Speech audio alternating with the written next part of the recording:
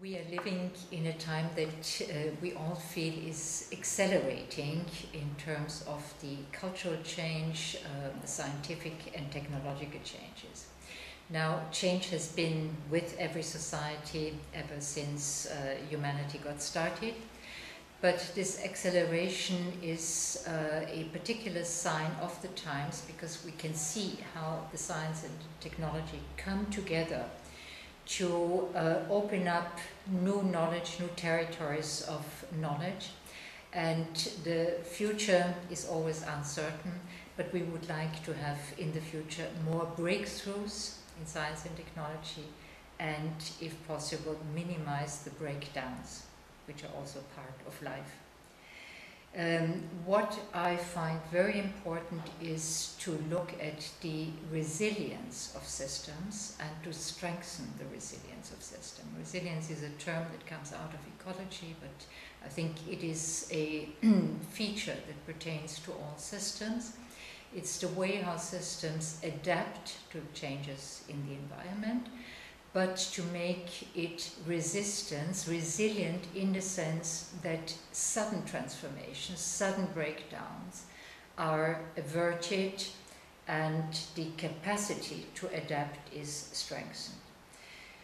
In general, I am skeptical about our ability to predict the future. Our wish to predict it far exceeds our ability.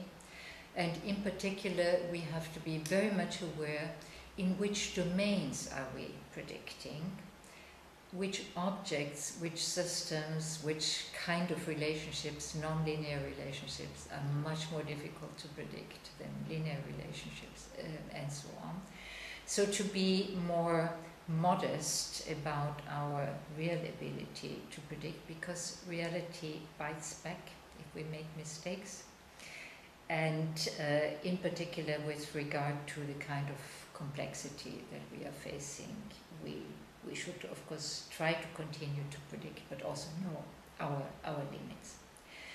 I would, however, dare to make one prediction that whatever happens in geopolitical and economic terms, we don't know how long the present financial economic crisis will last, and what further repercussions we will have to live with. But I'm sure that the future of humanity, if there is a future to be, it will be knowledge and innovation based. The knowledge base depends very much on a strong science base, and this is why, speaking now for the European Research Council, I think it is important to strengthen the frontier research base, the basic science component, as a way of investing into the future. Without that, we will not have any radical innovations. We can have incremental innovations, but there will be no radical breakthroughs, and this is what is needed. On the other hand, I think it will also be innovation-based, but here I think we face an interesting paradox, and I call the paradox, can we, and if so, how can we institutionalize innovation? So we are searching for a way of making the unpredictable, the unforeseen, part of a regular feature of our lives and of our societies. And this, of course, is a major challenge. And the 2020 Innovation Union, which is the vision that the European Union is developing right now, will prove an interesting framework where we can test how to institutionalize innovation. Now, with every emerging new technology, there are risks and there are opportunities. The risks at the moment where I feel personally most worried about the trends have to do with the growing network and density of surveillance. Technologically, a lot is feasible, but from a democratic point of view, we should be vigilant in order also not to be taken in by this tension between what is necessary in the name of security and where do we have to stand up for democratic freedom of citizens. And therefore I would point to this area as something that needs very close monitoring, that needs democratic citizens to be involved and to speak up and, if necessary, to say no. There must be other means without infringing too much on our freedom. I see opportunities, and here I feel particularly excited about possibilities of enrolling citizens. Sometimes we call them scientific citizens or digital citizens. These are ordinary men and women who are computer literate, of course. They also own a computer, they have access to the web. And these people can become part of research projects. There is one such research project underway, for instance, where people are participating in computer modeling of how a certain protein folds.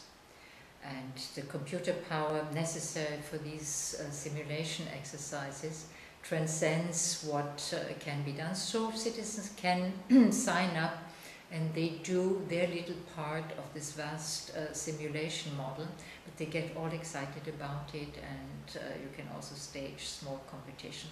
And of course, astronomers have known this for a very long time, and there is a fan community out there watching what happens in the universe and what you can also see on your computer, amazing as it may sound.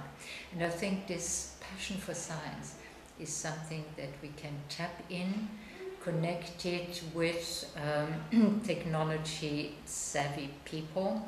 And in particular, if we are looking towards the younger generation, I think it's not just gadgets that are there for entertainment and fun, but I think there is also fun and passion for science that we can tap into and increase the number of people who are doing research. And then I come to the very important field of education. We need better education, not only in developing countries, but also here, right in front of our door.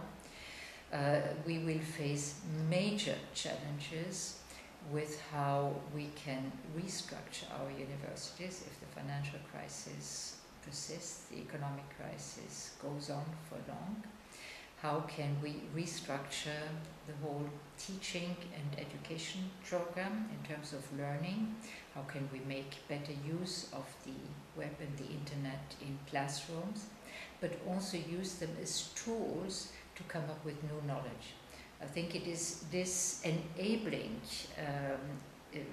tool and element that the web and the internet offers to circumvent established hierarchies, be it of also scientific dogmas, sometimes hierarchical. We need all the creative and alternative ways of thinking, and in particular also to what I would call the ugly little ducklings that swim around on a big pond, who are underprivileged groups or individuals whose learning development is not in the regular path.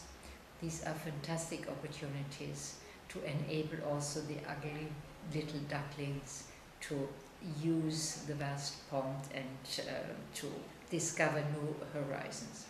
So my message in this respect is to use the internet much more also in research.